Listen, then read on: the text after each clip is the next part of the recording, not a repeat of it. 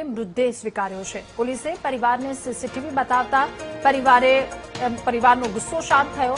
CCTV footage જોયા બાદ પરિવારના આક્ષેપો પરથી પડદો ઉઠ્યો છે। આરોપીની ફિંગરપ્રિન્ટ લેતી વખતે અચાનક જ ઢળી પડ્યા હતા। પોલીસે કહ્યું મૃતકને છાતીમાં દુખાવો થતા હોસ્પિટલ લઈ જવામાં આવ્યા।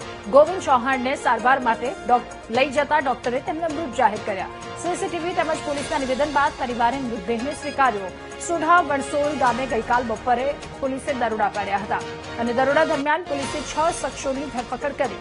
શંકાના આધારે પોલીસે મૃતક ગોવિંદ ચૌહાણની ધરપકડ કરી તો પોલીસ સ્ટેશનમાં જ ગોવિંદ ચૌહાણના મોત થયાનો પરિવારે આક્ષેપ લગાવ્યો હતો। અત્યારની માટે અમે મેમદાદ પોલીસ સ્ટેશનમાં અરજી પણ જાહેર કરી છે। તે અમને કહ્યું કે તમે બનતી કાશીથી તપાસ ચાલુ કરીશું। અત્યારે શું પ્રોસેસ છે?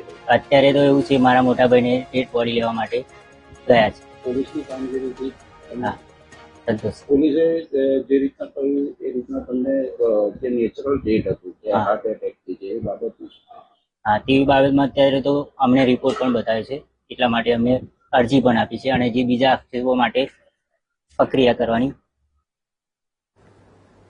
અને દાહોદના લીમખેડા તાલુકા